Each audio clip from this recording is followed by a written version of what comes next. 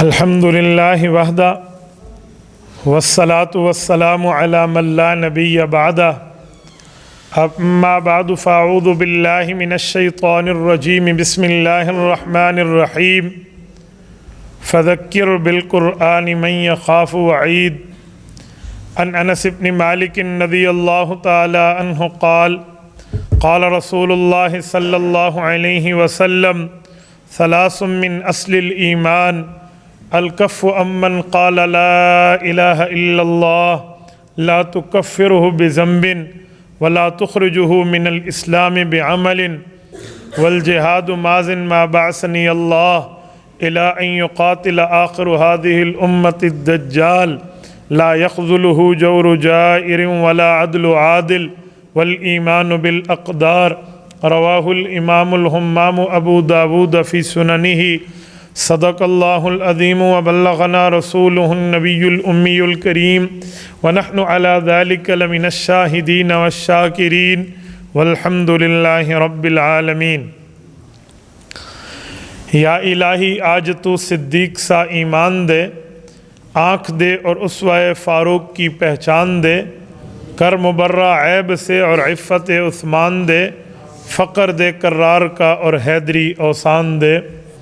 معزز دوستو، آج یہاں آپ کے جامع مسجد قدسی رسول پور تارڑ ضلع حفص آباد میں 5 اپریل 2021 میں ایک بار پھر اللہ پاک نے ملا دیا ہے۔ معزز دوستو، ہم رسول اللہ صلی اللہ علیہ وآلہ وسلم کی آخری امت ہے۔ حضور پاک صلی اللہ علیہ وآلہ وسلم کے بعد نیا نبی پیدا نہیں ہوگا، یہ آپ کا اور میرا ایمان ہے۔ جب حضور پاک صلی اللہ علیہ وسلم کے بعد نیا نبی پیدا نہیں ہوگا تو حضور پاک علیہ السلام کے بعد نئی امت بھی نہیں آئے گی۔ ہم امت آخر الزمان ہیں، تو پیغمبر صلی اللہ علیہ وآلہ وسلم نے اس امت کو ہدایات بھی دی ہیں، رتبات، مقامات، مرتبات بھی بتائے ہیں اور معجزات بھی دکھائے ہیں۔ تو ہم میں عقل مند آدمی وہ نہیں ہے جو دوسرے کو چکمہ دے کر اس کے مال پہ قبضہ کر لے، بلکہ عقل مند وہ ہے جو ایسے اعمال کرے جس سے اس کو موت کے بعد کا فائدہ مل جائے۔ ایک صحابی نے اللہ کے رسول سے پوچھا، یا رسول اللہ عقل مند کون ہے؟ تو حضور پاک علیہ السلام نے جو جواب دیا وہ میں آپ کی خدمت میں رکھتا ہوں۔ فرمایا، القیس من دان نفسہ وعمل لما بعد الموت۔ فرمایا وہ بندہ عقل مند ہے جو اپنے نفس کو پہچان گیا، وعمل لما بعد الموت، اور اس نے اعمال وہ کیے جس کا فائدہ اسے موت کے بعد نظر آئے گا۔ تو ہم میں عقل مند وہ نہیں ہے جو چرب زبان ہے، عقل مند وہ نہیں ہے جو گفتگو میں دوسرے کو زیر کر لے، عقل مند وہ نہیں ہے جو دوسرے کے مال کو ہتھیا لے، کوئی ایران توران ادھر ادھر کی بات کوئی دائیں بائیں اس سے کر کے اس کو پھسلا دے، بلکہ عقل مند وہ ہے جو ایسا کام کرے جس سے اس کی دنیا بھی بہتر ہو، اس کی آخرت بھی بہتر ہو۔ حضور علیہ السلام کی تعلیمات میں ہمیں ایک تعلیم اور بھی ملتی ہے۔ آپ نے دیکھا ہے جب ہم نماز پوری کرتے ہیں تو نماز کے بعد اور نماز سے پہلے کی کچھ دعائیں اور کچھ طریقے بھی ہمارے سامنے ہیں۔ مثلا ہم دیکھیں نا، ہم نماز سے پہلے نیت کرتے ہیں۔ نیت کا مطلب کیا ہے؟ اصل نیت لفظوں کا نام نہیں ہوتا کہ بندہ لفظ منہ سے نکالتا رہے، یہ نماز، یہ وقت، امام کے پیچھے، کعبہ شریف کے منہ، یہ ضروری نہیں ہے، یہ دل کے ہوتے ہیں۔ یہ الفاظ اس لیے سکھائے جاتے ہیں کہ اس نیت سے نیت کر لو۔ نیت اصل میں ارادہ قلب کا نام ہے۔ یہ نیت بندہ بچوں کو سکھاتا ہے تاکہ انہیں سمجھ آئے۔ تو اس نیت میں ہمیں ایک بات سمجھ آتی ہے کہ جب ہم ہاتھ اٹھاتے ہیں اللہ اکبر کرنے کے لیے، مسنون طریقہ کانوں کے لو کے ساتھ ساتھ انگلیاں پہنچ جاتی ہیں، تو اس ہاتھ اٹھانے کا مطلب کیا ہے؟ تو ہاتھ اٹھانے کا مطلب یہ ہے کہ اے اللہ، میں نے آپ کی مخالفت کی، آپ کی نافرمانی کی، گناہ کیے، خطائیں کی، اب میری بس ہو گئی اللہ۔ کہتے نہیں ہیں اس سے ہاتھ چک دیتے ہیں، بس میں چھڑ دیتے ہیں۔ تو یہ ہاتھ اٹھانا اپنا اقرار کرنا ہے کہ میرے مولا، میں اب تیرے دربار میں آ گیا ہوں، میں نے ان سے ہاتھ اٹھا لیا، اب میرے اوپر رحمت کر دے۔ اس کے بعد ہم نے ہاتھ باندھ لیے۔ ہاتھ باندھنے کا مطلب کیا ہے؟ رسول اللہ صلی اللہ علیہ وسلم کا مسنون طریقہ سیدنا علی المرتضیٰ رضی اللہ تعالیٰ عنہ فرماتے ہیں، سنن نبی داود میں موجود ہے، ان من السنہ وضع الکف علی الکف تحت فی الصلاۃ تحت السرہ۔ حضور پاک علیہ الصلوۃ والسلام کا محبوب طریقہ نماز میں یہ تھا کہ حضور علیہ السلام دائیں ہاتھ کو اوپر، بائیں ہاتھ کو نیچے رکھتے اور اپنی ناف کے نیچے ہاتھ باندھ لیتے۔ حضور علیہ السلام نے ہاتھ باندھے ہیں، پیغمبر گناہوں سے معصوم ہیں، نبی کے گناہ قریب بھی نہیں جاتا، ہمیں سکھانے کے لیے۔ لیکن ہم ہاتھ کیوں باندھتے ہیں؟ ہم باندھتے ہیں کسی اور وجہ سے۔ وہ وجہ کیا ہے؟ ہاتھ باندھنے کا مطلب یہ ہے کہ اللہ کے سامنے مجرم بننے کا ہم اقرار کرتے ہیں، میرے مولا ہم نے مان لیا، ہمیں معاف کر دے۔ جب ہم نے ہاتھ باندھے اس کے بعد کیا ہوا؟ ہم گھٹنوں پہ جھک گئے، جیسے ہم رکوع کہتے ہیں۔ تو یہ رکوع کیا ہے؟ اس رکوع کو بھی دوسرے کے سامنے جھکنے سے تعبیر کیا گیا ہے۔ کہتے نہیں ہیں میں اپنے دشمن نو گوڑے پھڑا دیتے نے، تو اے اللہ ہم نے اپنے گھٹنے پکڑ لیے، ہمارے اوپر رحمت کر دے۔ ادھر آ کر بندے کی بخشش ہو جاتی ہے۔ جب بندے کی بخشش ہو گئی، معافی مل گئی، مغفرت کا پروانہ مل گیا، تو پھر اس کے بعد ہم کھڑے ہوتے ہیں اور اعلان کرتے ہیں سمع اللہ لمن حمیدہ۔ اب سمع اللہ لمن حمیدہ کا لفظی ترجمہ ہے میرے اللہ نے بات سن لی جس کی ہم تعریف کر رہے ہیں۔ سن لی کسے کہتے ہیں؟ سننے کا معنی کیا ہے؟ قبول کرنا۔ کہتے ہیں نا ہماری آج سنوائی ہو گئی، ہماری بات سنی گئی۔ کیا مطلب؟ ہماری بات کو مان لیا گیا۔ ہم نے کہا میرے مولا، ہم نے ہاتھ اٹھائے، ہم معافی مانگتے ہیں، ہم نے ہاتھ باندھے، ہم اقراری مجرم ہیں، ہم گھٹنوں پہ جھکے، اللہ معاف کر دے۔ جب رب نے مغفرت کر دی پھر کہا سمع اللہ لمن حمدہ، میرے اللہ نے میری بات کو سن لیا۔ ربنا لک الحمد، اے اللہ تعریف آپ ہی کے لیے ہے۔ اس کے بعد کیا کیا؟ ہم نے 2 سجدے کرنے ہیں۔ پہلا سجدہ سجدہ شکر ہے کہ اللہ تو نے میرے گناہوں کو معاف کر دیا، مجھے عذاب سے بچا لیا، مجھے آپ نے عذاب نہیں دیا، تو میں سجدہ شکر ادا کر رہا ہوں۔ ہم نے سجدہ شکر ادا کرنا ہے۔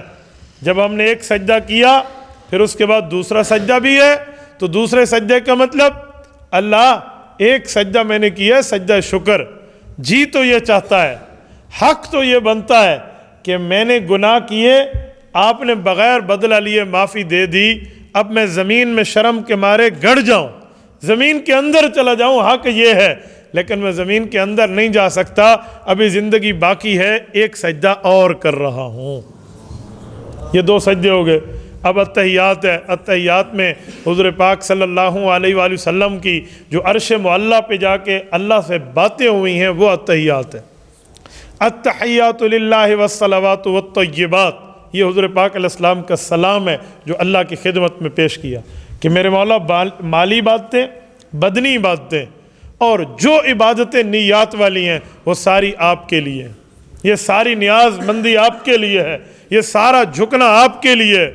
رب نے کیا فرمایا؟ السلام علیک ایھا النبی، اے میرے پیارے پیغمبر آپ پر میں سلامتی بھیج رہا ہوں۔ ہم نے دوسرا لفظ اللہ کا جواب پڑھا، پہلا حضور کا سلام دیا، تیسرا لفظ السلام علینا وعلی عباد اللہ الصالحین، اے میرے اللہ آپ کی سلامتی مجھ پر بھی اور جن نیکوں کو میں چھوڑ کر آیا ہوں، صحابہ اور اہل بیت ان نیکوں پر بھی۔ ہو گیا سلام؟ ہو گیا۔ یہ اتحیات ہے۔ پھر اشہد ان لا الہ الا اللہ کہہ کر ہم اس پر مہر لگاتے ہیں۔ یہ جو ہم نے نماز کی اتحیات اللہ اور رسول اللہ کی بات کو پڑھا، اس کے بعد درود ابراہیمی پڑھا جس میں حضور اور حضور پاک علیہ السلام کی آل، حضرت ابراہیم اور حضرت ابراہیم کی آل، ان پر درود پڑھا۔ پھر آخر میں کیا پڑھا؟ رب اجعلنی مقیم الصلاۃ ومن ذریتی ربنا وتقبل دعا ربنا اغفر لی ولوالدی وللمؤمنین یوم یقوم الحساب۔ یہ جو دعا پڑھی ہے یہ کیا ہے؟ رب اجعلنی مقیم الصلاۃ، اے اللہ مجھے نماز پر مضبوطی دے دے، ومن ذریتی میری آل اولاد کو بھی دے دے، صرف میں اپنے لیے نہیں مانگ رہا۔ یہ جو ہم پڑھ رہے ہیں اس میں ہمیں کیا مل رہا ہے؟ ہم نماز کی مضبوطی بھی مانگ رہے ہیں اپنے لیے، اپنی اولاد کے لیے۔ آگے ربنا وتقبل دعا، اے اللہ میری دعا کو قبول کر لے اور مجھے آخرت میں حصہ دے دے۔ یہ جو لفظ ہے اس سے پتہ چلا کہ ہم رب سے دنیا بھی بہتر مانگتے ہیں، آخرت بھی بہتر مانگتے ہیں۔ جیسے دوسری جگہ ہے نا ربنا آتنا فی الدنیا حسنہ وفی الآخرۃ حسنہ وقنا عذاب النار، اے میرے مولا ہماری دنیا بھی بہتر کر، ہماری آخرت بھی بہتر کر، ہمیں عذاب سے بچا لے۔ تو یہ کیوں مانگتے ہیں؟ تاکہ ہماری دنیا بھی بن جائے اور ہماری آخرت۔ تو میں نے بات شروع کہاں سے کی تھی کہ اللہ کے رسول نے فرمایا القیس، عقل مند وہ ہے من دان نفسہ، جو اپنے نفس کو جان گیا کہ میرا نفس کیا ہے اور میرا رب کیا چاہتا ہے، یہ جان گیا۔ وعمل لما بعد الموت، اور اس بندے نے وہ کام کیا جس کا فائدہ اس کو موت کے بعد نظر آئے گا۔ اس سے پتہ چلا دنیا ضرورت پوری کرنے کی جگہ ہے اور آخرت کے لیے اجر کمانے کا ذریعہ ہے۔ جو ہماری نعمت والی زندگی، ہمیشگی والی زندگی، عبدالآباد والی زندگی، بہترین زندگی جو ہے وہ آخرت کی زندگی ہے۔ یہ بنیاد ہمیں مل گئی کہ ہم وہ کام کریں جس سے ہماری دنیا بھی بہتر ہو، ہماری آخرت بھی بہتر ہو۔ صرف دنیا کی بات نہ کریں۔ یہ جو لوگ کہتے ہیں نا کہ ہم یہ گناہ کر رہے ہیں، کوئی کہے گا یار اللہ کو کیا جواب دے گا، آپے ویکھی ویسی، یہ آپے ویکھی ویسی والی بات نہیں ہے۔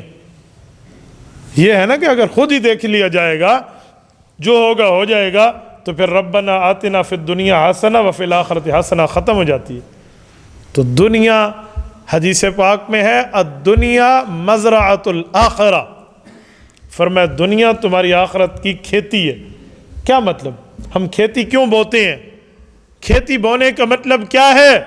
کھیتی کا مطلب یہ ہے کہ ہمارا آئندہ وقت رزق میں اچھا گزر جائے، ہمیں ہماری ضروریات کا سرمایہ مل جائے۔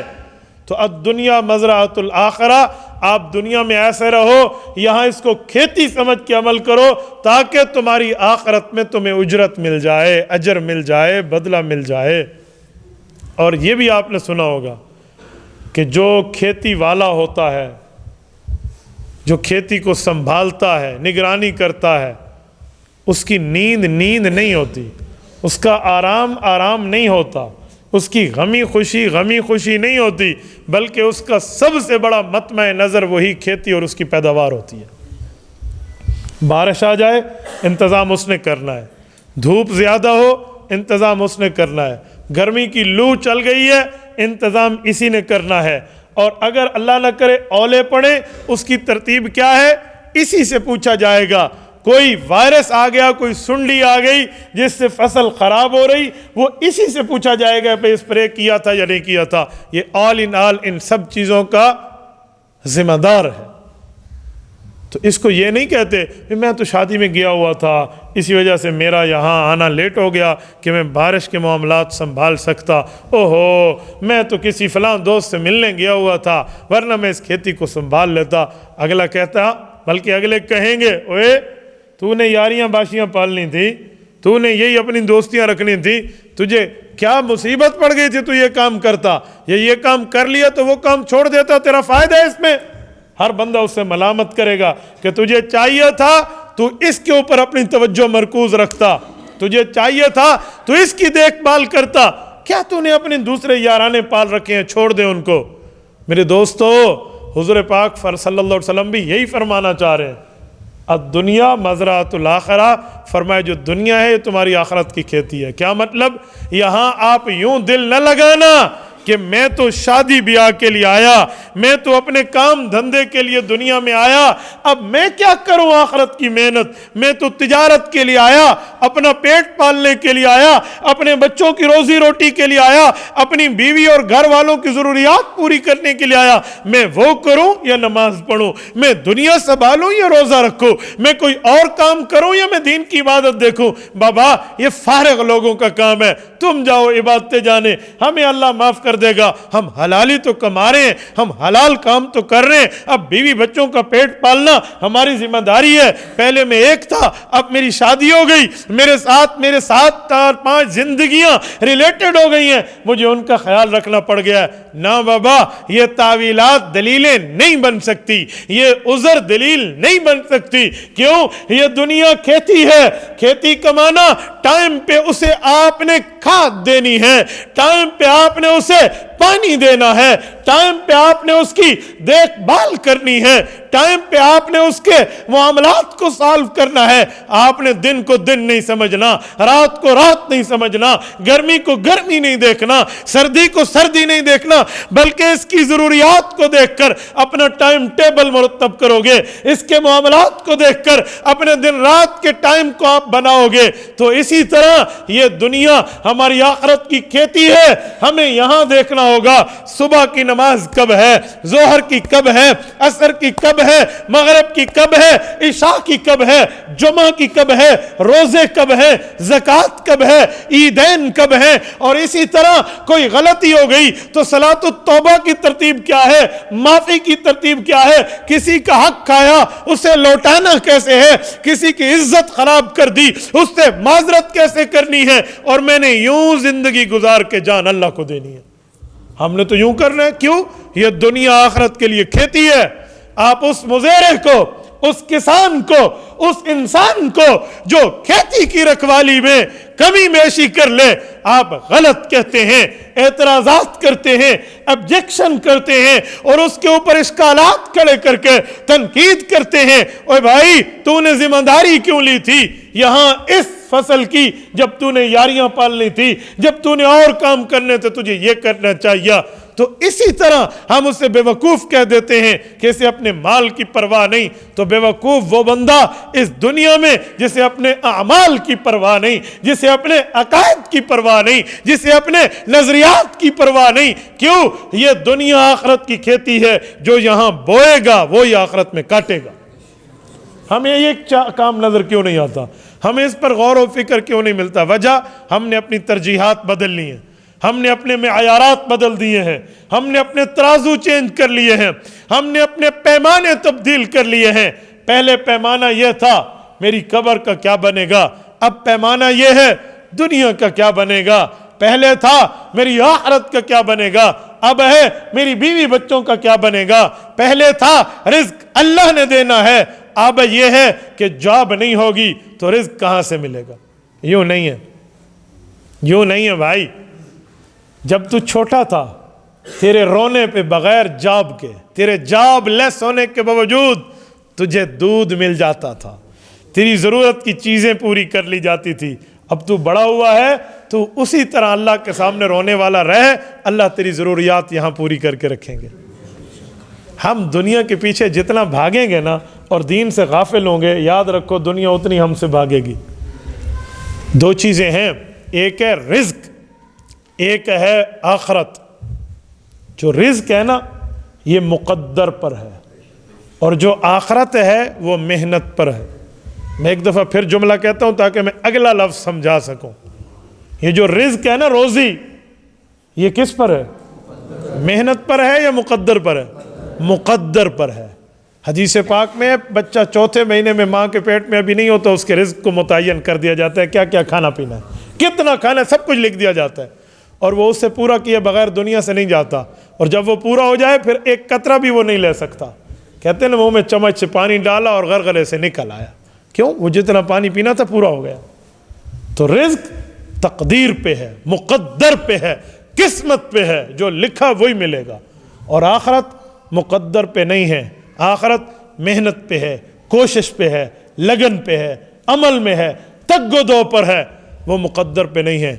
یہ ان چیزوں کو ہم نے یوں کر دیا ہے، ہم نے رزق پر محنتیں شروع کر دی ہیں جو مقدر تھا، اور آخرت پر محنت چھوڑ کے مقدر پہ ڈال دیا، جی آپ پہ ویکھی ویسی، آپ پہ ویکھی ویسی، ہم نے الٹ کر لیے۔ بھائی یہ پنکھا ہیٹ دینے کے لیے نہیں ہے، یہ ہوا دینے کے لیے۔ جو ہیٹر ہے وہ ہوا دینے کے لیے نہیں ہے، وہ ہیٹ اور گرمی دینے کے لیے۔ ہم نے ہیٹر کو فریج اور فریج کو ہیٹر سمجھ لیا۔ آج ہم نے معیارات بدل لیے ہیں۔ ہم نے ڈی فریزر کو چولہا اور چولہے کو ڈی فریزر سمجھ لیا ہے۔ بھائی محنت دنیا پہ نہیں ہے، محنت آخرت پہ ہے۔ دنیا تو مقدر پہ ہے، جو رزق لکھا ہے وہ مل کے رہے گا۔ یہ نہیں ہو سکتا کہ جو رزق لکھا ہے میرے دانتوں کے درمیان چبائے جانے کے لیے وہ کسی اور کو چلا جائے، نہیں ہو سکتا۔ چمن کے انگور آپ لوگ کھاتے ہوں گے نا، پورا پاکستان کھاتے بھی چمن کے انگور ہیں، چھوٹے چھوٹے، بڑے میٹھے ہیں، خوبصورت ہیں۔ میں نے چمن کی وادی کو جا کر دیکھا ہے، چمن میں کوئی انگور نہیں اگتا، چمن چٹیل جگہ کا نام ہے، وہاں پہاڑ ہیں، کوئی انگور کی وہاں بیلیں نہیں ہیں، تو وہاں سے انگور باہر سے آتے ہیں، ادھر منڈیاں لگتی ہیں، وہاں سے بکتا ہے آگے۔ یہ چمن کا چلا ہوا انگور اگر اس پر میرا نام لکھا ہے نا اللہ کی طرف سے کہ یہ کھائے گا، تو وہ جس ٹرک میں آئے، جس پیٹی میں آئے، جس سبزی منڈی یا فروٹ منڈی میں آئے، جو خریدے، جو لائے، جو اسے دھوئے، فریج میں ٹھنڈا کرے، وہ میرے 2 دانتوں کے درمیان آنے سے اسے دنیا کی طاقتیں نہیں روک سکتی۔ اور اگر نام نہیں لکھا تو دنیا ادھر سے ادھر کیوں نہیں ہو جائے، وہ نہیں آئے گا میرے منہ میں۔ تو یہ رزق تو محنت پہ نہیں ہے، مقدر پہ ہے، اور آخرت محنت پہ ہے، یہ مقدر پہ نہیں ہے، وہاں اعمال کرنے پڑیں گے، کام کرنا پڑے گا، ذکر اذکار تلاوت حقوق اللہ کی محافظت اور حقوق العباد کی ادائیگی رکھنی پڑے گی، ایسے نہیں ہے۔ میرے دوستو، حضرت امام اعظم ابو حنیفہ رحمۃ اللہ تعالیٰ علیہ، اللہ ان کی قبروں پہ کروڑوں اربوں رحمتیں نازل فرمائے، صحابہ اور اہل بیت کے شاگرد ہیں، فرماتے ہیں میرے استاذ ہیں، ایک صحابی ہیں حضرت انس ابن مالک رضی اللہ عنہ، میں نے ان سے حضور پاک علیہ السلام کی حدیث سنی ہے۔ امام موفق مکی رحمہ اللہ نے مناقب موفق میں اس حدیث پاک کو لکھا ہے۔ امام ابو حنیفہ رحمۃ اللہ فرماتے ہیں کہ حضرت انس بن مالک نے ہمیں یہ حدیث سنائی کہ ہمارے پیغمبر صلی اللہ علیہ وسلم، نبی پاک صلی اللہ علیہ وسلم یہ ارشاد فرماتے تھے، وَلَوْ تَوَكَّلْتُمْ عَلَى اللَّهِ حَقَّ تَوَكُّلِهِ لَرُزِقْتُمْ كَمَا يُرْزَقُ الطَّيْرُ تَغْدُو خِمَاسًا وَتَرُوحُ بِطَانًا۔ اے لوگو، اللہ پر بھروسہ سیکھنا چاہتے ہو تو ذرا ایک نظر پرندوں پر پھیر لو کہ یہ جو پرندے ہیں صبح خالی پیٹ اٹھتے ہیں، شام کو بھرے پیٹ لوٹتے ہیں اور اپنے گھونسلے میں اپنے بچوں کے لیے بھی لے کر آتے ہیں۔ یہ کون سے جاب والے ہیں، ان کے کون سے آفیسز ہیں، ان کی کون سی نوکریاں ہیں؟ بھائی نوکری ایک سبب ہے، ایک ذریعہ ہے، میں یہ نہیں کہہ رہا آپ چھوڑ دیں، میں کہہ رہا ہوں اس کو کافی نہ سمجھیں، اس کے اوپر انحصار نہ کریں، اس کو مکمل نہ سمجھیں۔ جو کافی ہے وہ آخرت ہے، جو کافی ہے وہ اللہ کے لیے ہے۔ اور ایک جملہ میں مزید سمجھانے کے لیے کہتا ہوں، میرے دوستو، حضرت رسول اللہ صلی اللہ علیہ وسلم معراج میں مبارک پر تشریف لے گئے۔ معراج میں حضرت ابراہیم علیہ السلام سے ملاقات ہوئی۔ حضرت ابراہیم نے فرمایا حضور پاک کو کہ اپنی امت کو میرا پیغام دینا، ان الجنت قیعان، کہ جو جنت ہے وہ چٹیل میدان ہے۔ اب بندے کے ذہن میں سوال پیدا ہوتا ہے، ہم نے سنا ہے وہاں تو درخت ہے جس کا سایہ اتنا بڑا کہ 500 سال عربی نسل کے گھوڑا دوڑتا رہے تو سایہ ختم نہ ہو، ہم نے تو سنا اتنے پھل، اور حضرت ابراہیم ایک وقت کا نبی امام الانبیاء کی خدمت میں کہہ رہا ہے ان الجنت قیعان، جنت چٹیل میدان ہے۔ کیا مطلب؟ آگے فرمایا وہاں پھل بھی ہیں، وہاں درخت بھی ہیں، وہاں آپ کے لیے رہائش کا سامان بھی ہے، وہاں آپ کے لیے اچھائیاں بھی ہیں، وہاں آپ کے لیے بدلہ اور اجر بھی ہے اور ثواب بھی ہے، لیکن وہ کیا ہے؟ سبحان اللہ، الحمدللہ، لا الہ الا اللہ، یہ الفاظ کہو گے، ذکر اللہ کرو گے، رب کو یاد کرو گے، وہ درختوں سے اور پھلوں سے میووں سے بھر جائے گی۔ یہ کیا بتایا جا رہا ہے کہ آپ نے وہاں بونا ہے درخت، ہم نے نہیں لگانا، مراد ہے تیرے عمل سے لگے گا، مراد ہے تیری طاقت تیرے بولنے سے لگے گا، تو ہم اپنی جنت کو کیوں نہ اچھا کر لیں؟ میرے دوستو، یہ ہے دنیا اور یہ ہے آخرت۔ دنیا کتنے سال ہم زندہ رہیں گے؟ کون ہے جو کہے گا میں ہمیشہ رہنے کے لیے آیا ہوں؟ وہ ایک ہی ہے جو کہے گا میں اب قیامت تک زندگی لے کر آیا ہوں۔ انذرنی الی یوم یبعثون، سارے مسلمان مانتے ہیں ہم کہ وہی ہے جس نے اللہ سے عرض کیا تھا کہ میرے مولا میں بے ایمان صحیح لیکن مجھے قیامت تک زندگی دے دے، اس وقت موت دینا۔ انذرنی الی یوم یبعثون، تو رب نے فرمایا چل جا، تیری یہ بات مان لی گئی۔ وہ ایک لے کر آئے، باقی تو دنیا میں جس نے آنا ہے اس نے پردہ فرما جانا ہے۔ تو جب ہم نے دنیا سے جانا ہے تو ہم نے کتنا زندہ رہنا ہے؟ تو میرے دوستو، آخرت آخرت ہے۔ رسول اللہ صلی اللہ علیہ وسلم نے فرمایا ہے صحابہ دعا مانگو، اللہ ہم میں سے کسی کو شقی محروم نہ بنائے۔ صحابہ نے عرض کیا آمین یا رسول اللہ۔ پھر عرض کیا یا رسول اللہ یہ تو بتائیں شقی محروم کون ہوتا ہے؟ تو آپ علیہ السلام نے فرمایا شقی محروم اس نیک بندے کا نام ہے جو دنیا میں نیکیاں لے کر جائے گا، अच्छाइयाँ लेकर जाएगा, सवाब लेकर आखरत जाएगा। अब सवाल उठता है कि शकी महरूम कैसा है बदनसीब वो बंदा। शकी माना बदबख्त, और महरूम का माना जिससे सब कोई लूट लिया जाए। तो बदबख्त भी है और लूट लिया भी गया है, ये नेक बंदा थोड़ी है, ये तो गुनाहगार होना चाहिए। लेकिन आका नामदार क्या फरमा रहे हैं, वो नेक बंदा है, नेकियों के टोकरे उठाकर क़यामत में आएगा, अल्लाह के दरबार में आएगा, उसकी जय जयकार होगी कि बड़ी बड़ी नेकियां इसके पास, शब बेदार, तहज्जुद गुजार और वफादार बंदा नजर आ रहा है। लेकिन जब वहाँ नाम अमाल खुलेगा, वही इज़ा सुहफ़ नुशरत, नाम अमाल खोले जाएंगे, तो उसके नाम अमाल में नेकियां तो होंगी, लेकिन लोगों का हक खाना होगा, लोगों पर जुल्म करना होगा, रिश्वत, करप्शन, बदउनवानी का बाजार गर्म करने वाला होगा, बड़े बड़े लोगों के हुकूक पर डाका डालने वाला होगा, अपनी वजाहत पे, रौब पे, दबदबे पे, कुव्वत पे, अपनी मालो सरवत की बुनियाद पर या अपने नाम और दौलत और दबदबे की बुनियाद पे बाकियों का हक खा गया होगा।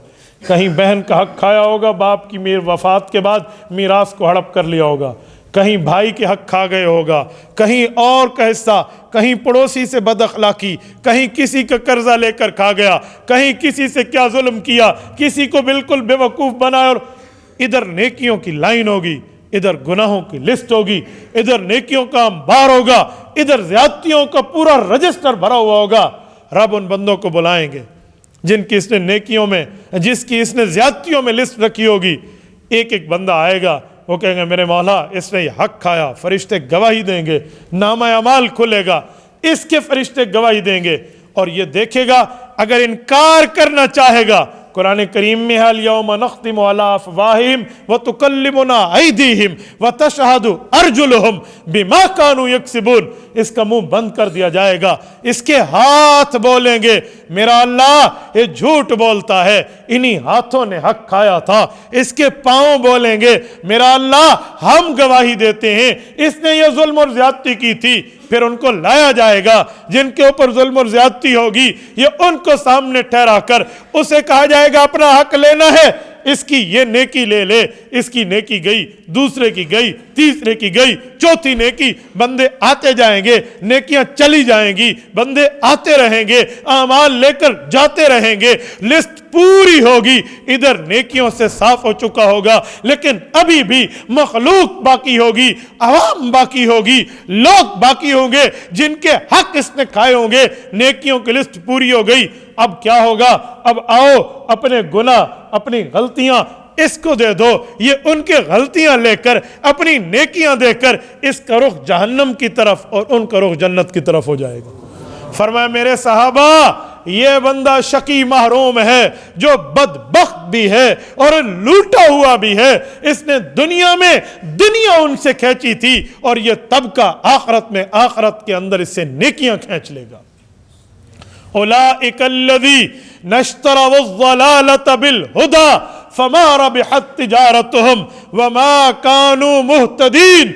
कुरान करीम कहता है उलाइकल्लज़ी, ये वो लोग हैं इश्तरवुज़्ज़लाला, जिन्होंने गुमराही को, गुनाहों को, गलतियों को खरीद लिया, बिलहुदा, हिदायत दे दी, नेकी दे दी, एहसान दे दिया, दीन दे दिया, अच्छाई दे दी, मजहब दे दिया, उसके बदले में कुफ्र और शिरक लिया, उसके बदले में शिरक और बिदअत लिया, उसके बदले में उनके गुनाहों को ले लिया, दुनिया ले ली, आखिरत दे दी। फरमाया फमा रबिहत तिजारतुहुम, ओए तुम कैसे ताजिर हो, कैसे बिजनेसमैन हो, कैसा कारोबार कर रहे हो, तुम्हें तुम्हारी तिजारत तो फायदा देती। फमा रबिहत तिजारतुहुम, तुम्हारी तिजारत तुम्हें फायदा नहीं दे रही। वमा कानू मुहतदीन, और न तुम हिदायत पे रहे, न दुनिया में सुकून पा सके, न आखिरत में सुकून पा सके। ये हालत है। हमने दुनिया को अच्छा समझ लिया, दुनिया पर सलाहियतें लगा ली, दुनिया पर मेहनतें लगा ली, दुनिया पर क्या से क्या नहीं कर दिया, आखिरत में क्या जवाब देंगे? ये दुनिया की ताकतें हमेशा रहने वाली नहीं है, दुनिया की जवानी हमेशा रहने वाली नहीं है, दुनिया का हुस्न हमेशा रहने वाला नहीं है, दुनिया का नाम हमेशा रहने वाला नहीं है, दुनिया का लिबास हमेशा रहने वाला नहीं है, दुनिया की दौलतें हमेशा रहने वाली नहीं है, ये खत्म होने वाली हैं। हमने दरियाओं को चढ़ चढ़ के उतरते देखा है, यूं नहीं है। یوں نہیں ہے میرے بھائیوں، ہر عروج کو زوال ہے، ہر بلندی کو پستی ہے، ہر اونچ کو نیچ ہے، یوں نہیں ہے۔ ہاں، جسے زوال نہیں ہے وہ دین ہے، جسے بلندی ہے وہ ایمان ہے، جس کی اونچائی ہے وہ اسلام ہے۔ ہمیں یہاں کیوں نہیں آنا چاہیے؟ آج دنیا میں جب جوانی ہوتی ہے نا، 4 بندوں کی واہ واہ پہ ہم گناہ کر لیتے ہیں، اور جب بندے کی عمر ڈھل جائے پھر خواہشیں کم ہو جاتی ہیں، پھر موت کے قریب ہو جائے تو وہ ہاتھ چھٹک کے کہتے ہیں ہائے میں نے کیا کیا۔ میں ایک بندے کے گھر گیا، اس نے کہا میرا والد یا پتہ نہیں دادا، اس نے کہا آپ میرے گھر آئیں، اس سے وصیت لکھ لیں۔ دادا کہتے ہیں مولوی صاحب کو بلا لاؤ، میں وصیت لکھواتا ہوں۔ میں اس کے گھر گیا تو بچپن میں اس بندے کو دیکھا تھا، اس کے روب و دبدبے سے میں واقف تھا کہ جب یہ گلی سے گزرتا تو 4 بندے راستہ چھوڑ دیتے کہ کہیں اس کے شر سے کچھ ہمیں ہو نہ جائے۔ زمینوں کو ہتھیانا اس کا کام تھا۔ اب وہ وصیت کر رہے ہیں مولوی صاحب بہت اچھا آدمی ہے تو، ہم تجھے باپ دادا سے جانتے ہیں، تو میرے بیٹے پوتے جتنا ہے، میری وصیت یہ بچوں کو لکھوا رہا ہوں، گواہ بن جاؤ۔ اب وصیت کیا ہے؟ میری زمینیں ہیں، میں نے نہیں لینی۔ یوں ہاتھ ہے نا، یوں ہاتھ یوں کر رہا تھا، میں نے نہیں لینا، میں نے کیا کرنا ہے، دے دو ان کو، لکھ لو ان کے لیے، یہ میرا مال لکھ لو، فلاں چیزیں، یہ میری دکانیں پلازا ہے، یہ لکھ۔ یوں اپنے ہاتھ جھٹک رہا ہے جیسے بندہ دھول میں اپنے ہاتھ کو صاف کرتا ہے۔ وصیت لکھ لی گئی، بندہ دنیا سے رخصت ہو گیا، اللہ مغفرت فرمائے۔ لیکن کیا فائدہ اس روب اور دبدبے کا؟ کیا فائدہ اس زمینوں کے ہتھیانے کا؟ کیا فائدہ دوسرے کے کاروبار پر نظر رکھنے کا؟ آج صرف 20-30 سال 40 سال ہی گزرے ہیں اور تو نے یوں کر لیا۔ میرے دوستو، یہ زندگی آخرت کے لیے بنی ہے۔ الدنیا مزرعۃ الآخرہ، یہ دنیا ہمیں آخرت کی کھیتی بنا کر دی گئی۔ اس میں جو بوئیں گے وہی کاٹیں گے، وہی کاٹیں گے، دوسری چیز نہیں ہے۔ یوں نہیں آپ گندم بو اور آپ کو آم مل جائے، آپ آم کی فصل بو اور آپ کو کانٹے مل جائے، یوں نہیں ہے۔ جیسے کرنی ویسے بھرنی، نہ مانے تو کر کے دیکھ، جنت بھی ہے دوزخ بھی ہے، نہ مانے تو مر کے دیکھ۔ یہ آخرت کا معاملہ ہمارے سامنے ہے، تو ہمیں اپنی طاقت کے اوپر گھمنڈ نہیں رکھنا چاہیے۔ یہ زندگی ہے کتنی؟ نوح علیہ السلام کے پاس ایک عورت آئی، کہا وقت کے نبی میرے بیٹے کے لیے دعا کریں اللہ اسے زندگی دے دے۔ کتنے بیٹے پیدا ہوئے ہیں بچپنے میں فوت ہو جاتے ہیں۔ کہا اماں میں دعا کرتا ہوں اللہ پاک آپ کو زندگی والی بڑی عمر والی اولاد عطا فرمائے۔ کہا آمین۔ کہا اماں یہ تو بتا کتنی عمر میں بچے انتقال کرتے ہیں؟ کہا یہی 350 سال 400 سال 450 سال میں فوت ہو جاتے ہیں۔ کہا اے بڑھیا، ایک امت ایسی بھی آنے والی ہے جس کی اوسط عمر 60 سال ہونی ہے، کوئی 100 پر پہنچا تو پہنچا، اوسطاً عمر 60 سال ہے۔ یہ بھی دنیا میں امت آئے گی۔ اس عورت نے حضرت نوح علیہ السلام سے بات سنی تو حیران ہکی بکی ہو گئی۔ کہا اچھا؟ کہا جی ہاں۔ کہا واہ، یہ عمر ملے گی بندوں کو؟ کہا جی ہاں۔ کہا پھر تو ان کو کوئی رہائش رہنے دینے کا معاملہ نہیں ہوگا، تو چھوٹی عمر لے کر آئیں گے۔ کہا سب سے زیادہ رہائش کے معاملات انہی کے ہوں گے۔ تو اس نے کہا ہو، وہ دنیا میں اتنے رچ بس جائیں گے، اتنی عمر اگر اللہ سے میں لے کر آؤں تو ایک سجدے میں گزار دوں۔ ہمارے پاس عمریں ہیں کیا؟ میں عمر کا حساب نکالتا ہوں، ذرا دیکھنا۔ ایک بندے کی عمر ہو 70 سال لے لیتے ہیں، 70 سال عمر ہو تو 35 سال اس آدمی نے سو کر گزارے ہوں گے۔ آدھا بندہ سوتا ہے نا، 35 سال تو گئے، 35 سال کی نیند ہو گئی، آدھا آدھا کر لیں، پیچھے بچے 35 میں سے 15 تو بچپنے کے گئے جسے کہتے ہیں نابالغی، 15 گئے، پیچھے کتنا بچا؟ 20۔ ان 20 سال ہیں کل۔ ان 20 سالوں میں اپنے واش روم بھی دیکھ لو، ہم نے واش روم کتنا اٹینڈ کر رہے ہیں، ٹھیک ہے؟ پوری زندگی میں دیکھ لیں کتنا ٹائم ہم نے کھانا کھانا ہے، اور کتنے ٹائم ہم نے باقی اپنی ضروریات اور حاجات اور غسل وغیرہ کے معاملات کرنے ہیں۔ یہ پورے 70 سال میں سے 5 سال بھی لگا لوں تو پیچھے کیا بچا؟ 15۔ ان 15 سالوں کو ہم لے کر آئے ہیں، اور یہ آخرت کے لیے آپ نے اس پر محنت کرنی ہے، اور اسی 15 سال کو برباد کر کے ہم دنیا سے چلے جاتے ہیں۔ یہ ہماری کل عمر ہے، ورنہ آپ مجھے کہیں میں نے غلط کہا ہے۔ ہر بندہ مانتے ہے یہ ہمارا چٹھا کٹھا ہے، یہ آپ نے دنیا میں رہنا ہے اور یہ معاملات ہیں۔ بھائی کیا کرنا ہے؟ آج کون سی تاریخ ہے؟ 5 اپریل 2021، ایسا ہے؟ 5 اپریل 2121 کو سوچئے، آج سے 100 سال بعد یہ جامع مسجد قدسی میں وہ لوگ بیٹھے ہوں گے جو شاید ہمیں نام سے بھی نہ جانتے۔ 100 سال بعد ہمارے پوتے بیٹھے ہوں گے، ہمارے نواسے بیٹھے ہوں گے اور وہ نسل بیٹھی ہوگی جو ہمیں جانتی تک بھی نہیں ہوگی، اور ہم قبر میں ہوں گے اور وہ ہمیں بھول چکے ہوں گے کہ کوئی بندہ اس طرح بھی تھا، کوئی یہ لوگ بھی تھے۔ آج کل کیا بڑوں کو بندہ یاد کرتا ہے؟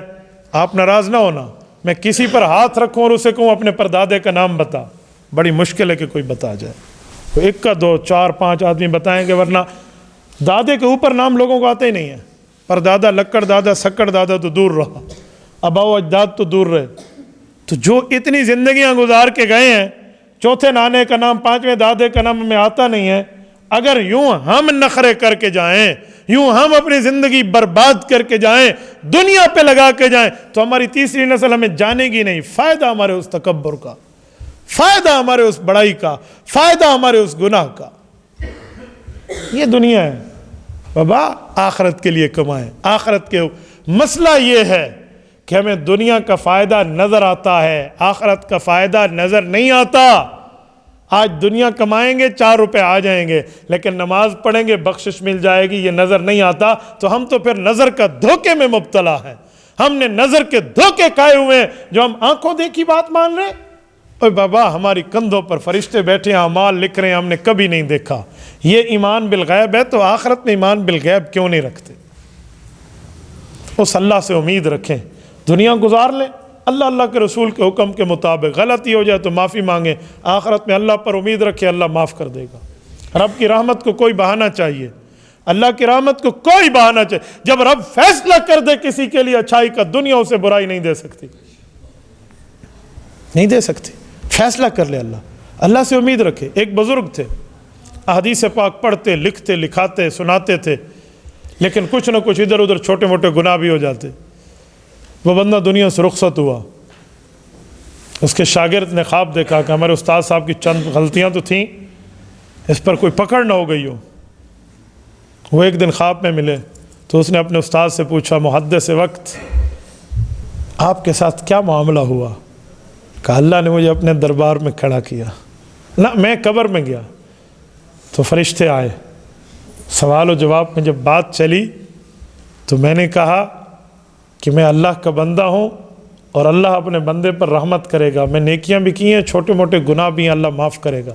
کہتے رب نے مجھے اپنے دربار میں کھڑا کیا تو میں نے کہا میرے مولا، مجھے میرے استاد فلاں محدث نے، اس کے استاد فلاں محدث نے، اس کے استاد فلاں محدث نے ہمیں حدیث سنائی، اور جاتے جاتے اماں عائشہ صدیقہ رضی اللہ عنہ کا واسطہ دیا، پھر اماں عائشہ کو اللہ کے رسول نے بتایا من شیب فی الاسلام، کہ اللہ فرماتے ہیں جو بندہ دین پہ چلتا چلتا بوڑھا ہو جائے، اپنی داڑھی کے بال سفید کر لے، مجھے اس کو عذاب دینے سے حیا آتا ہے۔ میرے مولا، ہم نے تیرے نبی کے اس فرمان کو اپنے پاس رکھا ہے، ہم سے چھوٹی غلطیاں ہیں، معاف کر لے۔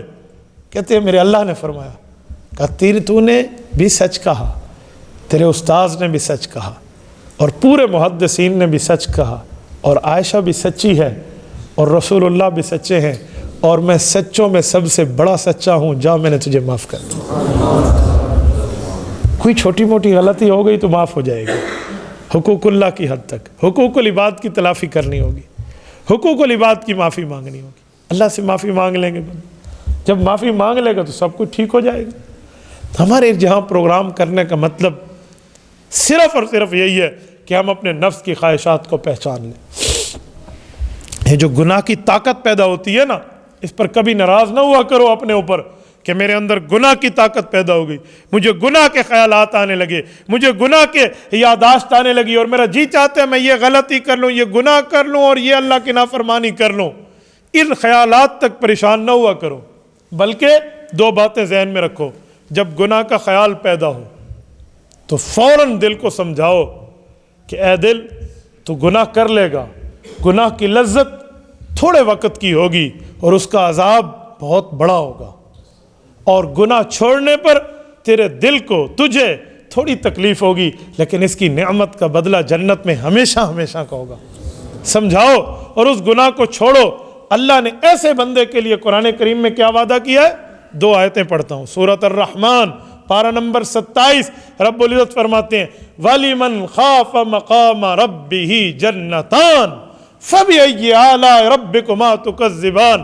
کہا لوگو، اس موقع پر آ کر جو مسلمان اللہ سے ڈر گیا، اس بندے کے لیے وَلِمَنْ خَافَ، جو ڈر گیا مقام ربہ، کہ رب کے سامنے کیسا کھڑے ہو کے جواب دوں گا، یوں کر لیا، جنتان، اسے 2 جنتوں کا مالک بناؤں گا۔ فَبِأَيِّ آلَاءِ رَبِّكُمَا تُكَذِّبَانِ، اے جنوں اور انسانوں تم رب کی کون کون سی نعمت کو جھٹلاؤ گے۔ اور دوسری آیت وَأَمَّا مَنْ خَافَ مَقَامَ رَبِّهِ وَنَهَى النَّفْسَ عَنِ الْهَوَىٰ فَإِنَّ الْجَنَّةَ هِيَ الْمَأْوَىٰ وَأَمَّا مَنْ خَافَ مَقَامَ رَبِّهِ، گناہ کی طاقت پیدا ہوئی، گناہ کے اوپر عمل کرنے پر طاقت بھی رکھتا تھا، کوشش کرتا تو گناہ کر گزرتا، لیکن عین اسی وقت جب شہوت عروج پہ تھی، خواہش اپنی عروج پہ تھی اور ہائی پیک پر معاملہ تھا، اور اس کے دماغ نے، اس کے دل نے یہ کہا، اوے اللہ کو کیا جواب دے گا؟ رب نے پوچھ لیا بندے یہ کیوں کیا تھا؟ منع میں نے کیا، میں نے نبی بھیجے، میں نے آیات اتاری، میں نے تمہیں احکام دیے، اس کے باوجود بھی تو نے میرے حکموں سے آنکھیں پھیر لی، میری باتوں سے نظریں بند کر لی، کیوں کیا؟ یہ خواہش پیدا ہوئی اور اس نے دل کو کہا جی نہیں کرنا گناہ، مر جاؤں گا نہیں کروں گا۔ وَنَهَى النَّفْسَ عَنِ الْهَوَىٰ، اس نے اپنی جان کو، اپنے نفس کو، اپنے خیالات کو اس سے ہٹا دیا، فرمایا فَإِنَّ الْجَنَّةَ هِيَ الْمَأْوَىٰ، اللہ کی عزت کی قسم جنت بنی اس کے لیے۔ اس سے بڑا جملہ اور کیا ہوگا؟ اس سے بڑی بات اور کیا ہوگی کہ جنت بنی اس کے لیے۔ فَإِنَّ الْجَنَّةَ هِيَ الْمَأْوَىٰ، اسی کا تو ٹھکانہ ہے۔ یہ ہم نے دنیا میں رہنا ہے، آخرت کا بیج بونا ہے۔ آج دوسروں کو حق دینے والے بنو، دنیا کا حق دیا یا نہ دیا یہ پورا ہو سکتا ہے۔ کیوں؟ بندہ مال چھوڑ کر تو جائے گا، کسی کا قرضہ کھا لیا تو قرآن کریم میں موجود ہے، کسی کا حق کھا لیا قرآن کریم میں موجود ہے، بیوی کو حق مہر نہ دیا قرآن کریم میں اس کا مسئلہ موجود ہے، کسی کا مال ہڑپ کر لیا قرآن کریم میں مسئلہ موجود ہے۔ جب بندہ مر گیا من بعد وصیۃ یوصی بہا او دین، قرآن کریم کہتا ہے من بعد وصیۃ یوصی بہا او دین، میراث بعد میں تقسیم ہوگی، پہلے ان حقوق والوں کے حق نکالے جائیں گے، کس کا مال کھایا، کس کا ہڑپ کیا، کس کا حق مہر کھایا، کس کی زمین ہتھیائی، کس سے زیادتی کی، آؤ اس کے میراث سے پہلے ان کو دو، جب ان کے حصص پورے ہو جائیں گے پھر میراث تقسیم ہوگی۔ یہ دنیا کا معاملہ تو صاف ہو جائے گا، لیکن مجھے بتائیں آخرت کا مسئلہ کون صاف کرے گا؟ آخرت کے معاملات کون صاف کرے گا؟ میں نے کسی کے ساتھ ناحق معاملات میں کر دیا اور اس کی پتہ کسی کو نہ ہوئی اور میرے مرنے کے بعد اس تک حق نہ پہنچا، وہ کون ذمہ دار ہوگا؟ میں نے کسی سے زیادتی کر لی، کسی کو نہیں پتہ، پھر کیا ہوگا؟ یہ جو لوگ کہتے ہیں نا قیامت میں سب سے پہلے نماز کا حساب ہوگا، یہ آدھی بات ہے۔ حقوق اللہ میں قیامت کے اندر سب سے پہلے نماز کا حساب ہوگا، حقوق العباد میں قیامت کے اندر سب سے پہلے قتل کا حساب ہوگا۔ اسے ناحق قتل کیوں کیا تھا؟ تو اس کا مطلب حقوق العباد بھی پوچھے جائیں گے۔ آج کل ہم غلطی کرتے ہیں اور فوراً معافی مانگ کے اگلی صف میں کھڑے ہو جاتے ہیں، یوں نہیں ہے بابا۔ جو حقوق اللہ کے گناہ ہے نا، اس کی معافی ہے، اور جو حقوق العباد کا گناہ ہے اس کی معافی بھی ہے اور تلافی بھی ہے۔ ایک ہوتی ہے معافی، ایک ہوتی ہے تلافی۔ ایک بندے کا ہم نے موبائل چوری کر لیا اور موبائل چوری کر کے بوجھ پا کے جی اللہ اکبر، اللہ مینوں معاف کر دے، اے معاف نہیں ہونا، یوں معاف نہیں ہے۔ معافی ہے نمبر 1، اللہ معاف کر دے۔ تلافی ہے اس بندے کو جا کے لوٹا دو۔ ہم اسے لوٹاتے نہیں ہیں، تلافی کرتے نہیں ہیں۔ والد فوت ہو گیا، بہنوں کا حصہ کھا لیا، کیوں؟ ابو نے ان کو جہیز دیا نہیں تھا، ان کا حق پورا ہو گیا۔ اوے میرے بھائی، تیرے باپ نے تیری شادی پہ تو خرچہ کیا تھا نا، پھر تیرا حق بھی پورا ہو گیا، زمین جا کے مدرسے نو دے دے۔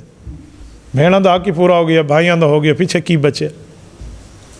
یوں نہیں ہے، حق ہے، لاکھ ہے یا ککھ ہے، سانو دینا پینا ہے۔ حدیث پاک میں ہے، بلکہ پہلے آیت سنا تو پھر حدیث سن لینا۔ ان الذین یأکلون اموال الیتامی ظلما انما یأکلون فی بطونہم نارا وسیصلون سعیرا، کا جو بندہ، اب ایک ایک لفظ کا ترجمہ کرتا ہوں تاکہ آپ سمجھ سکیں۔ ان الذین، بے شک وہ لوگ، یأکلون اموال الیتامی، جو یتیموں کا مال کھا جاتے ہیں، ظلما، ناحق طور پہ، انما یأکلون، یہ لوگ اور تو کچھ نہیں کھاتے، فی بطونہم، اپنے پیٹوں میں، نارا، صرف آگ کھاتے ہیں جہنم کی۔ انما یأکلون فی بطونہم نارا، یہ صرف اور صرف جہنم کی آگ کھا رہے ہیں۔ وَسَيَصْلَوْنَ سَعِيرًا، یہ عنقریب اسی میں داخل ہو جائیں گے۔ سعیرہ بلیزنگ فائر، بلیز کر رہی ہے، بھڑک رہی ہے، بھڑکتی آگ میں داخل ہو جائیں گے۔ اگر جہنم کا تصور کبھی نہ بنے نا تو ماچس کی ڈبی آپ نے پاس رکھے کرو اور اس سے ایک تیلی جلاؤ اور ذرا یوں چھوٹی سی انگلی کو چولا یوں لگاؤ ایک ہاتھ کو اور اسے تھوڑا 4 5 10 سیکنڈ جلنے دو۔ میں دیکھتا ہوں آپ 15 سیکنڈ پہ جا سکتے ہو، 1-2 سیکنڈ کے بعد بندہ یوں ہاتھ ہٹا لیتا ہے، سیکنڈز میں بندہ ہاتھ ہٹا لیتا ہے۔ کیوں؟ ہماری انگلی برداشت نہیں کر سکتی۔ یہ دنیا ہے، یہ دنیا کی آگ ہے، آخرت کی آگ کالی ہے، دنیا کی آگ پیلی ہے۔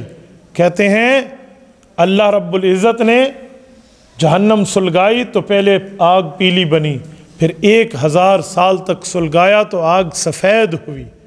ویلڈنگ والوں کو دیکھو نا، ان کی آگ سفید ہوتی ہے، یہ پیلی سے زیادہ ہوتی ہے۔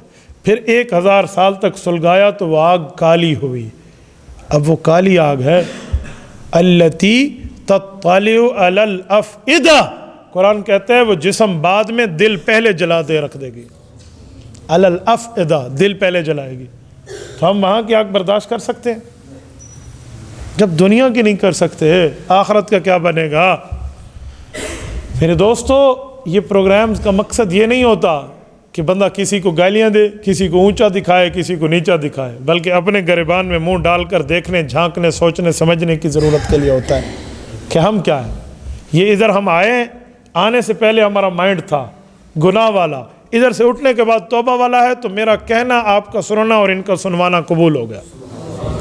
اور اگر ہماری یوں بات نہیں ہے نا تو پھر ہمارا کہنا سننا اور سنوانا کسی کام کا نہیں ہے۔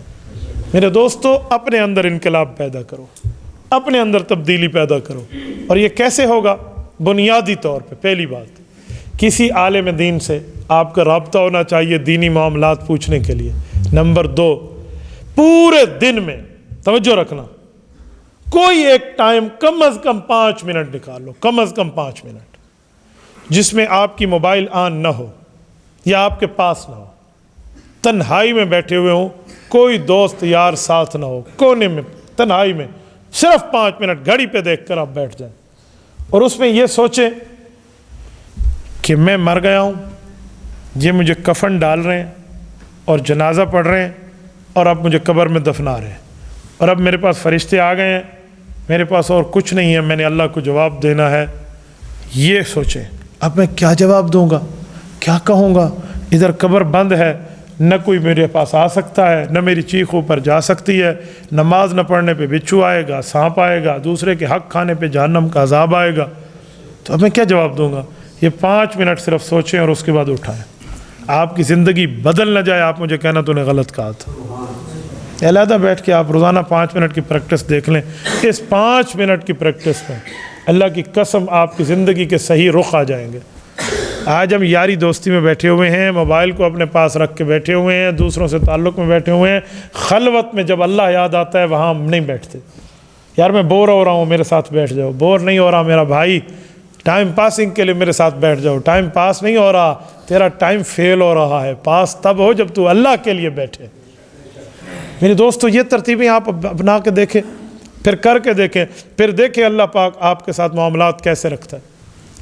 مجھے ایک جاننے والے ہیں، میں نے انہیں یہ ترتیب بتائی ہے، وہ مجھے کہتا ہے کہ حضرت اب میں نماز پڑھتا ہوں نا تو واقعی مجھے ایسا لگتا ہے میں اپنے اللہ سے بات کر رہا ہوں، اور جب میں درود پاک کی تسبیح پڑھتا ہوں مجھے ایسے لگتا ہے جیسے میں حضور پاک کے روضہ اقدس پہ موجود ہوں اور میں صلاۃ و سلام پڑھ رہا ہوں۔ یہ کیفیت وہ مجھے کہتا ہے کہ حضرت مجھے نظر آتا ہے کہ سبحان اللہ کہنے کا مزہ اور ہے، الحمدللہ کہنے کا مزہ اور ہے، لا الہ الا اللہ کہنے کی چاشنی اور ہے، مجھے ہر ذکر کا زبان میں مزہ محسوس ہوتا ہے۔ حضرت حاجی امداد اللہ مہاجر مکی رحمۃ اللہ علیہ بہت بڑی شخصیت ہیں، قاسم العلوم والخیرات، بانی دارالعلوم دیوبند، حجت الاسلام والمسلمین، حضرت امام مولانا محمد قاسم نانوتوی رحمۃ اللہ علیہ کے شیخ ہیں۔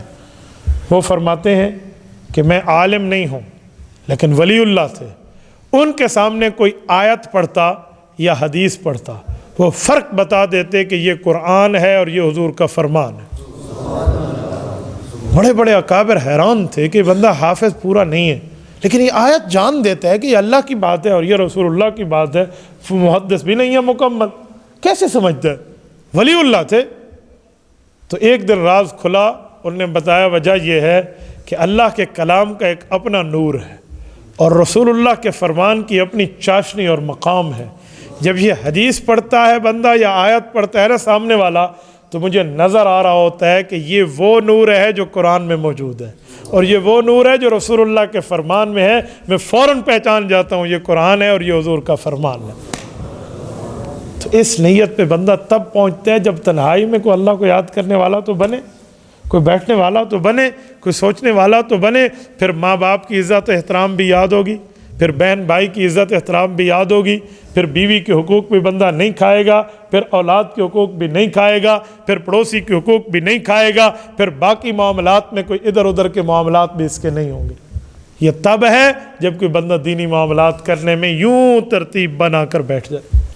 میرے دوستو، آپ کو یہاں بلانے کا مقصد یہ ہے کہ دلوں کا سودا کرنا ہے اور اللہ سے کرنا ہے، بس یہ دلوں کا سودا ہے، کوئی گائے بھینس کا سودا نہیں ہے، کوئی بکری بھیڑ کا سودا نہیں ہے، کوئی موبائل موٹر سائیکل اور گاڑی کا سودا نہیں ہے، یہ اللہ کے معاملات ہیں۔ اللہ کے سامنے جب آپ یوں اللہ کا بول بولو گے، یوں اللہ کو یاد کرو گے، یوں آخرت کو یاد کرو گے، پھر نہیں ہے کہ آپ سے غلطی ہو اور آپ اس پہ برقرار رہو، یا معافی مانگ لو گے یا اللہ سے توبہ کر لو گے۔ پھر بندے کو غلطی ہو جاتی ہے، گناہ ہو جاتا ہے، اس پر فوراً توبہ کر لینا، معافی مانگ لیں۔ ہمیں شیطان پٹی پڑھاتا ہے، اتنا بڑا گناہ ہے معاف نہیں ہونا، جی نہیں۔ رب العزت فرماتے ہیں ان اللہ واسع المغفرہ، اللہ بہت بڑی مغفرت رکھنے والا ہے، بہت بڑی معافی رکھنے والا ہے۔ اللہ پاک کی مغفرت بہت بڑی ہے۔ ان رحمتی وسعت کل شیء، میری رحمت ہر چیز سے بڑھ کے ہے۔ اللہ نے تو فرعون کے لیے موسیٰ علیہ السلام کو فرمایا تھا اذهبا الى فرعون انه طغى، فرعون کے پاس جاؤ، بڑا سرکش ہو گیا۔ اے موسیٰ اور ہارون، اسے نرمی سے بات کرنا، فرعون سے فقولا له قولا لینا، نرمی سے بات کرنا، لعلہ یتذکر، ہو سکتا ہے معافی مانگ لے اور میں اسے معاف کر دوں۔ فرعون کے لیے معافی ہے۔ ہم گناہ گار، خطا کار، روسیہ کار ضرور ہیں، پر فرعون کی طرح اللہ کی اتھارٹی کو چیلنج والے نہیں ہیں۔ ہم گناہ گار ضرور ہیں، پر اللہ کی رحمت کی یوں چیلنج والے نہیں ہیں۔ اللہ ہمیں کیوں نہیں معاف کرے گا اگر ہم مانگ لیں؟ ترمذی میں روایت قدسی موجود ہے، فرمایا یا ابن آدم لو بلغت ذنوبک عنان السماء ثم استغفرتنی غفرت لک ولا ابالی، اے آدم علیہ السلام کے بیٹے، تجھ سے گناہ ہو گیا تو معافی مانگنا، تو معافی کا 2 لفظ بولے گا میں رحمت کے سمندر بہا دوں گا، میں معاف کر دوں گا، مجھے پرواہ بھی نہیں ہے۔ یہ رب العزت کی طرف سے اعلان ہے۔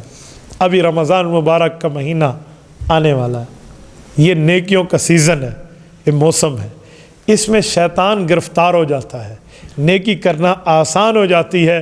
اللہ کے لیے اپنے آپ کو ابھی سے رمضان کے لیے تیاریاں کرا لو، ابھی سے، کہ ہم نے اٹھنا ہے، ہم نے روزہ بھی رکھنا ہے، ہم نے تلاوت بھی کرنی ہے، ہم نے انٹرنیٹ کو رمضان المبارک میں طلاق دے دینی ہے کہ اس پر غلط چیزیں نہیں دیکھنی۔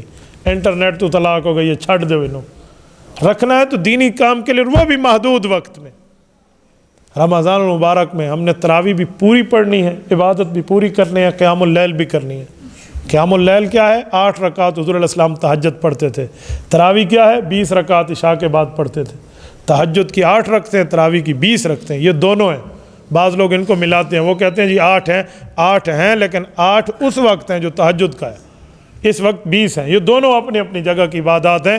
8 والی بات بھی ٹھیک ہے، 20 والی بات بھی ٹھیک ہے، لیکن اپنی اپنی جگہ ہے۔ کوئی آپ کو کہے 3 رکعتیں ہیں، کوئی کہے 2 رکعتیں، آپ کہو گے دونوں سچ ہے، 2 صبح کی ہیں اور 3 مغرب کی ہیں۔ مغرب والی صبح نہیں ہو سکتی، صبح والی مغرب نہیں ہو سکتی۔ او بابا، تہجد تراویح نہیں بن سکتی، تراویح تہجد نہیں بن سکتی۔ اما عائشہ فرماتی ہیں اللہ کے رسول 8 رکعت پڑھتے تھے، رمضان میں بھی اور رمضان کے علاوہ پورا سال بھی۔ پورا سال تراویح ہوتی ہے، پھر تو وہ 8 رکعت تہجد ہے، اور تراویح صرف رمضان میں حضور علیہ السلام پڑھتے تھے۔ تو ہم آدھی بات مان لیتے ہیں، آدھی چھوڑ دیتے ہیں۔ بابا، رمضان میں نیکی بڑھانی چاہیے، گھٹانی نہیں چاہیے۔ رمضان میں نیکی بڑھانے کے لیے. اور کچھ لوگ 10 رکعتیں پڑھتے ہیں. وہ کون ہیں؟ جو امام پہلی رکعت میں اللہ اکبر کرے گا نا تراویح کی, اور ان نے یوں پیچھے ٹیک لگانی ہے اور رکوع کے انتظار میں بیٹھ جانا ہے. آج روزہ وڈا ڈاڈا سی یار, گرمی پڑی سی, بس ہو گئی ہے بندے. سنا تیرا روزہ کیویں گزرا؟ اچھا ٹھیک ہے. اور طبیعت سے پوچھ پاچھ کے ساری بات پوری کر لے. امام رکوع پہ کہ اللہ اکبر, یہ بھی پہنچ گئے. تو ان نے 10 رکعتوں کی تلاوت سنی ہے, 10 کی نہیں سنی. تو یہ 20 والے نہیں ہیں, یہ 10 والے ہیں. یہ نواں چکر ہے, ہر مسجد تو شروع ہے. پیچھے بیٹھے نے چپ کر کے ہاں, اور گرمی بڑی سی حضرت, روزہ لگے حضرت. اور خدا کے بندے, روزہ نہ لگے تو وہ روزہ کیسا؟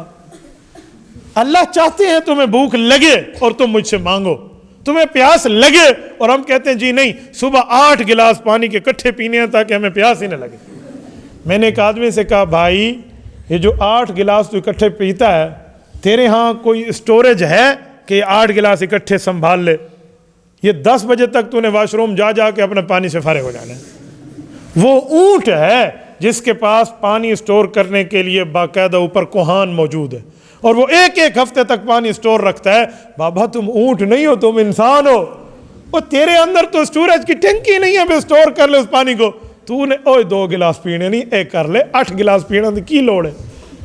ہم نے خود کو پتہ نہیں اونٹ والی ٹینکی سمجھی ہوئی ہے, پیچھے کو اونٹ والی ساری لگی ہوئی ہے, چلو اتنے ایسی پانی کھلا دینا. یوں نہیں ہوتا میرے بھائیو. ہمیں بھوک لگے, احساس ہو نا. حدیث پاک میں لخلوف فم الصائم اطیب من عند اللہ ریح المسک, فرمایا جو بھوک لگنے پر منہ سے سمیل ہوتی ہے نا, اللہ فرماتے ہیں یہ سمیل مجھے کستوری سے زیادہ پسند ہے. اور بندے نے دبا کے کھانا بھی وہ پیدا ہی نہ ہوئے جڑی اللہ نے پسند ہے. تو اسی لیے ایسا نہیں کیا کرے. اور یہ جو زیادہ پانی پی لیتے ہیں نا افطاری کے وقت, ان کا ایک نقصان ہے. وہ کیا نقصان ہے؟ وہ بھائی ہم نے سحری تک جاگنا ہے, کسی وقت ہی پانی پی لیں گے, زیادہ افطاری میں نہ پیو. اگر آپ نے زیادہ پی لیا آپ سے تراویاں نہیں پڑھی جائیں گی. تو اسی روزہ کھول کے کر کے ستا رہو, آج بڑی سستی ہے, آرام نال تسی ستے رہنا ہے, بیڈ لائز ہو جائے گا آدمی. یوں نہیں ہے بھائی, ہم نے تھوڑا ہی پانی اتنا پینا ہے بقدر 4 گلاس پانی پینا ہے تو ایک ہی پی لو, تاکہ تراویاں آپ چستی سے پڑھ سکو. تراویاں آپ جو ہے نا کیا کہتے ہیں اپنی حشاشت اور بشاشت کی حالت میں پڑھ لو, یہ نہ وہ بندہ سویا ہوا ہے. ایک ہمارا دوست ہے مجھے بتا رہا تھا, میں نے فلاں بندے کو فون کیا افطاری کے بعد مغرب کی نماز پڑھ کے, تو فون نہیں اٹھا رہا تھا. عشاء کے وقت مجھے ملا, میں نے کہا تو نے کال ہی نہیں اٹھائی, عشاء کے بھی بات, یا پتہ نہیں شاید اگلے دن ملا. تو وہ کہہ رہا تھا ہاں یار فون میرے سامنے تھی, گھنٹی آ رہی تھی, آواز بج رہی تھی, لیکن میں بول نہیں سکتا تھا, پانی اتنا پی لیا میں, گال ہی نہیں ہوندی سی. تو ہمیں یہ رمضان کی تیاری نہیں ہے. رمضان کی تیاری وہ ہے جس میں اللہ اللہ کے رسول خوش ہو جائے. اور حضور پاک علیہ السلام نے فرمایا جس پر رمضان کا مہینہ گزرے اور وہ اللہ سے اپنی مغفرت نہ کرا سکے, اس بندے نے رمضان پھر نہیں گزارا, پھر بدبختی کا وقت گزارا. رمضان آئے اور بندہ اپنا پچھلا نامہ اعمال صاف کرا کے اگلے زندگی میں صحیح کر لے, یہ رمضان ہے, یہ رمضان ہے, یہ رمضان ہے. تو ہمیں ایسا رمضان کرنا چاہیے. تو میں نے چند باتیں آپ کی خدمت میں بطور سمجھانے کے لیے عرض کی ہیں, اس کے اوپر انشاءاللہ عمل کریں گے نا, اللہ آپ کو رم صراط مستقیم عطا فرمائے. اقول قولی ھذا واستغفر اللہ وآخر دعوانا ان الحمد للہ رب العالمین. إلهي واسع الكرم ورب البيت والحرم إليك أتيت منكسرا